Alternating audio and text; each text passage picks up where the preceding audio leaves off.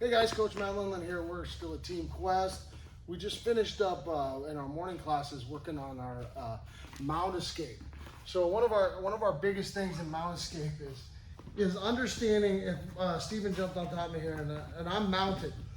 The biggest thing that I gotta understand is how to use my hips. I need to get these hips up off the mat. When that happens, he starts falling forward.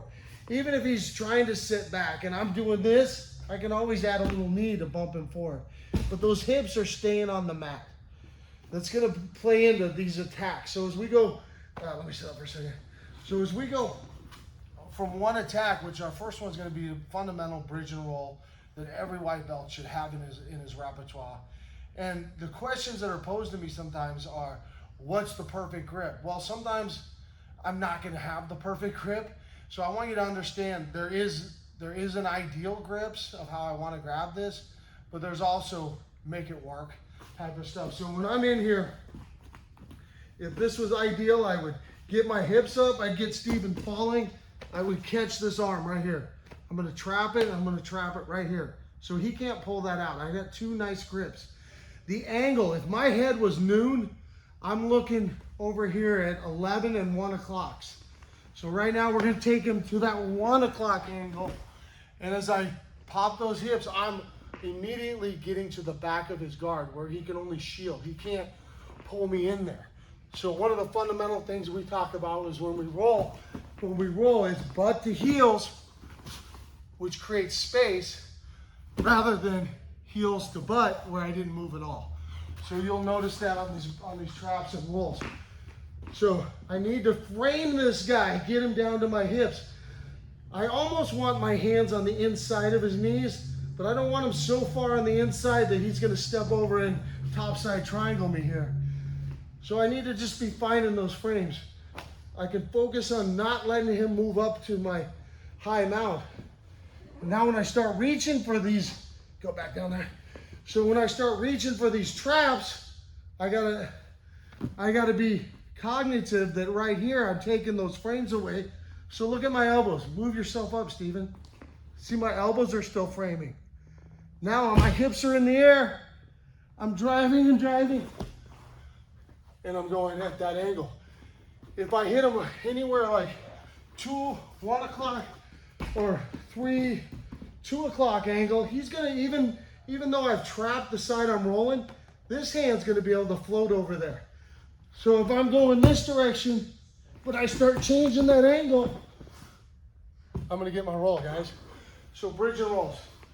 Now, as I go to that ideal grip, sometimes he's gonna be able to rip that out of there. I go here, he postures up. Well, I've got this one, I overhooked him. Now I'm still going at that same angle, but the heels, I'm getting to the back of the guard. I'm gonna stand, I'm gonna pass. So I'm looking at all those attacks in there. So sometimes there is an ideal grip, but sometimes you just get what you can get. Trap something so he doesn't have a post. But more importantly, it's really about those angles. Let's look at that one more time from a different angle. So no matter what the trap I got, let's say I got an overhook, okay? He doesn't have a post out there, but if I take him this way, he's gonna be able to float with that knee. So I need to drive him to that 1 o'clock angle, sliding to the back of that guard and getting out of there. Okay, now, no matter what, if I only have one technique, one is none. So if I only have a bridge and a roll to get out of a mount, I have to have a second attack. So 2 attacks together is gonna allow me. So as I start to bridge and roll, what's gonna happen to Steven's knees, they're gonna be light on the mat. So watch this position. As I start to trap something and I'm rolling in, you see these knees are floating? You see those knees? Let's go to the new angle. So as I'm trying to bridge, this elbow's gonna slide in between here and I'm gonna get this hip on the mat. Pop up for a second, Steven. So this elbow is going in here and I'm gonna scrape this half guard in. But I need to get that hip to the mat and scrape it in. So here's what it looks like, guys. So as I go bridge and roll, and he's catching his balance, I'm getting on that hip, I'm scraping that knee, stay on top of me, scraping that knee in here. Now look, I've got a half guard, or you'll see this later, I've got my half hook series. So we can play into that half hook game. But for those of us that are just really fundamental stuff on the half guard, look at this, he's no longer mounting me. So two options, bridge and roll. I'm back, I'm out of that guard.